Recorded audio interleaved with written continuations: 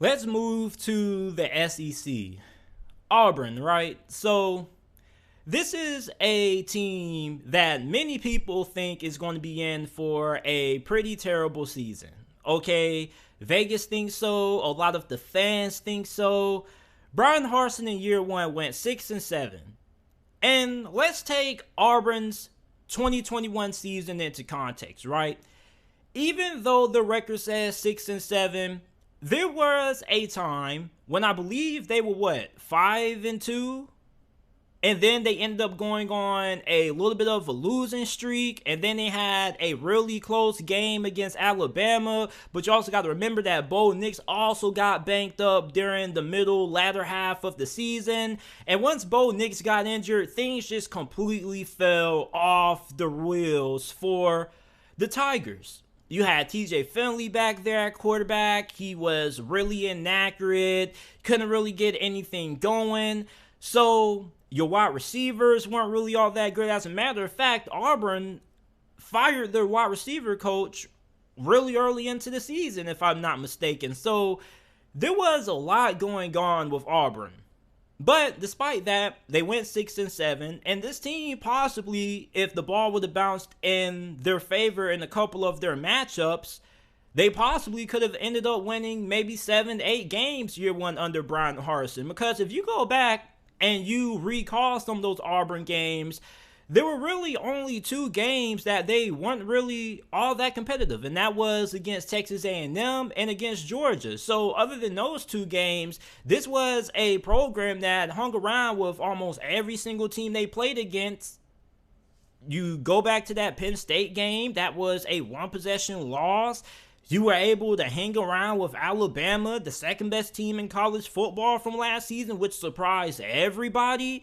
And then despite that, in the offseason, there's a lot of controversy when it comes to Bryan Harsin's. You have boosters or whatever trying to get him fired. And I just kind of feel bad for Bryan Harsin's, because this is somebody who definitely showed me a lot of promise last year. I know he probably wasn't the best hire in a lot of people's eyes. A lot of people feel that Auburn mishandled the Gus Malzahn firing, and I can understand that. But I kind of feel that Bryan Harsin's is put in the box this year, right? It's as if his back is against the wall, because I don't really think he's being put in a fair situation, because this is a Auburn program that many people feel doesn't have that much talent. And if you feel that way, I kind of got to disagree with you. I think that Auburn is a little bit better than what some people are giving credit for. And we're going to dive into the roster in a little bit, but I still got to talk about this Bryan Harsin situation, because it's really strange. It really is. It's not as if he had a bad season last year. As a matter of fact, I thought that year one was pretty successful. Had a pretty solid recruiting class. I mean, yeah, you went 6-7. You lost to Houston in your bowl game. But I mean, there were a lot of games that were tightly contested. So I'm not really understanding why we're having this discussion about Bryan Harsin's and his job security, but we are. And it's kind of as if, how many games does Bryan Harsin's have to win for him to keep his job? Honestly. Because this is just a really odd situation.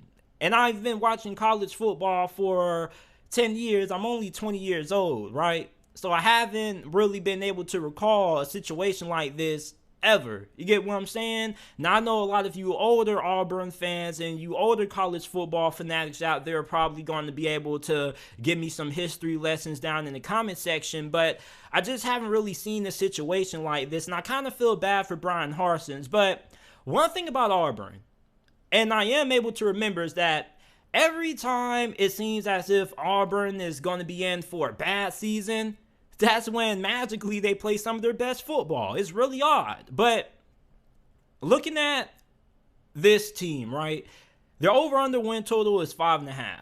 But talent-wise, I don't think this team is all that bad. The offensive line should be pretty solid. It has potential to be very good. You have a good amount of experience. there. So the offensive line is going to be pretty solid. Wide receiver, Cedric Johnson, Malcolm Johnson Jr., Javarius Johnson there. I think that those are 3 wide receivers who you're going to see a major improvement when it comes to their productivity.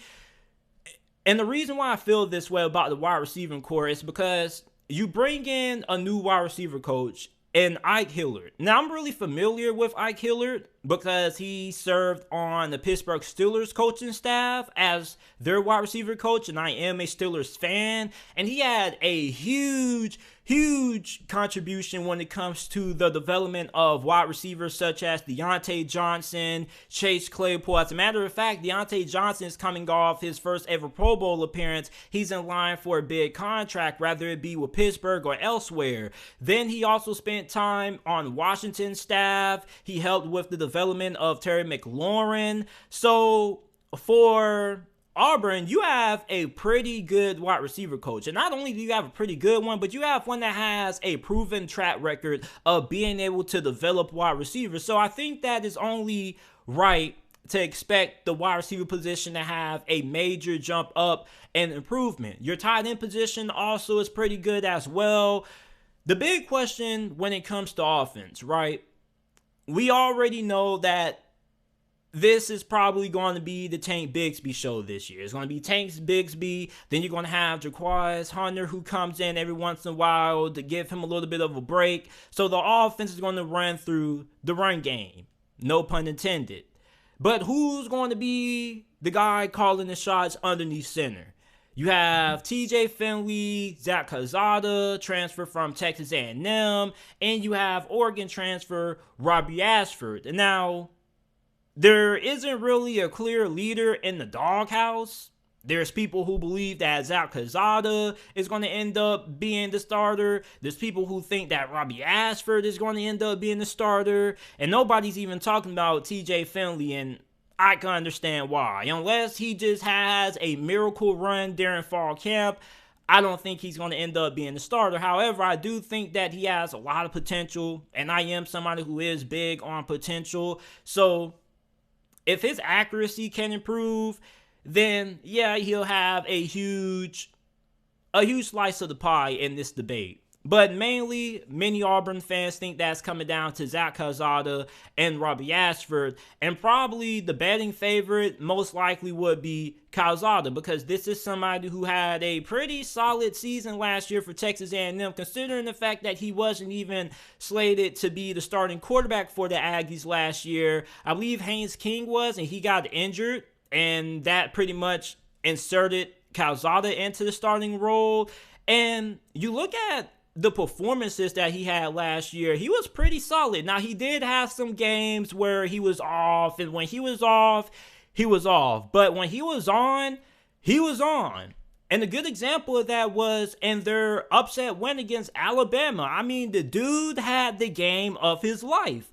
And when you're trying to pull off an upset against one of the big dogs in college football, such as Ohio State or Alabama, it takes a Herculean effort from not only your whole entire squad, but from your quarterback. And Zach Calzada was just laying it out all on the line in that game. I believe he was a little bit banged up. Didn't matter. I mean, the dude was just the man in that game. So for Calzada, he's the kind of quarterback that I could see Auburn starting and rallying behind, because Auburn is a program to me that's tough. This is a tough football team. This is normally a program that fights. They're pretty competitive more times than not, and they always come out of nowhere when you least expect them to be. Like this season, this is the perfect year for Auburn to do a Auburn. And I think that Zach Calzada is the perfect quarterback who kind of embodies what this program has been over the last couple of years. Tough, hard-nosed. I think that Zach Calzada is a perfect embodiment of Auburn football over the last couple of years. So I think that he probably will end up being the starting quarterback. And if he is, I think that you're going to get pretty solid play out of him. Bo Nix had the best season of his career last season. He transferred to Oregon, and I think that Bryan Harsin is pretty good when it comes to working with quarterbacks and getting the most out of every single quarterback that he has had during his head coaching career up to this point. So I think that we could see Zach Calzada take a major step up in improvement this year. And it's not as if he was bad last year. He was with Jimbo Fisher, who we all regard to be a quarterback guru. So for Calzada, I definitely think that if he ends up winning the starting job, that's definitely going to help out Auburn. On the defensive side, you have a lot of talent when it comes to your defensive line. One of the best in the SEC, and I've been saying that a long time over the course of this offseason, doing these segments, talking about these SEC schools, because there are so many SEC schools this season that have very great depth and talent on the defensive line, and Auburn's no different. Derek Hall had 9 sacks last season. Kobe Wooden had 5 sacks last year. You also have linebacker Owen Pappoe.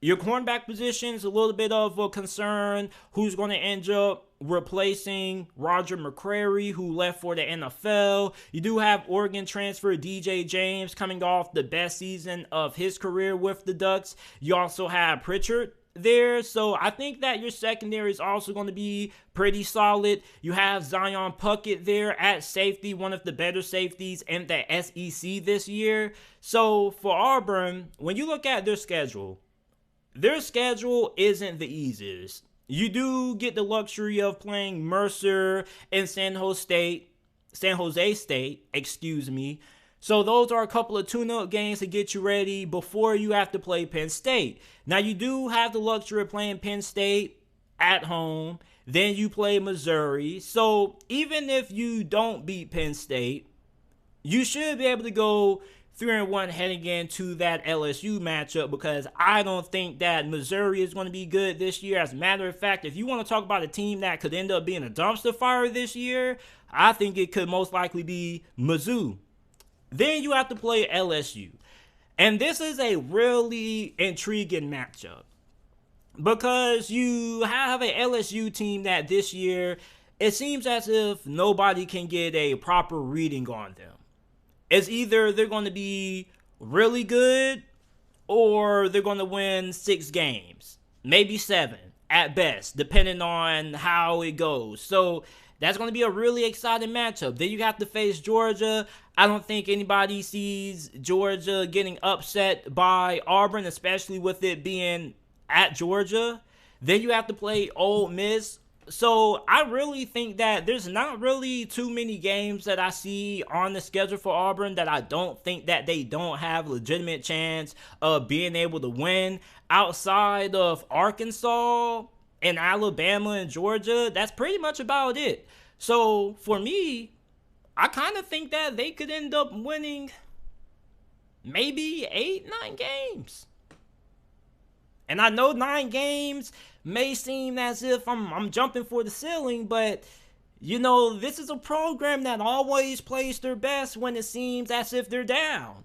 It seems as if when the world counts out Auburn football, that's when Auburn football just jumps out and just surprises everybody. And I know that happened when they had the Gus Bus, and maybe that won't happen under Bryan Harsin, but you know, I'm kind of rooting for Bryan Harsin, so I'm not even going to lie. I'm just a little bit biased. Not fully biased, but I'm just a tad bit biased. Because, I mean, I don't really feel Bryan Harsin is in a fair situation.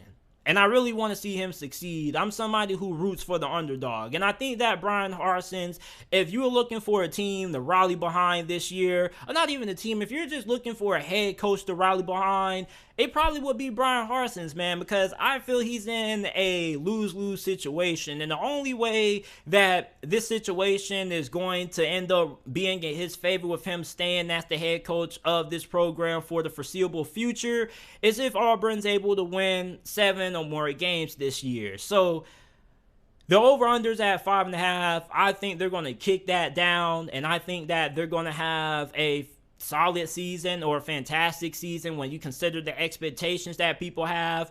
I think that they're going to end up winning either 8 or 9 games this year. So Let me know how you guys feel about Auburn football down in the comment section down below. Do you guys feel that Auburn could end up shocking the world this year? Let me know down in the comment section down below if you're listening to the podcast on YouTube.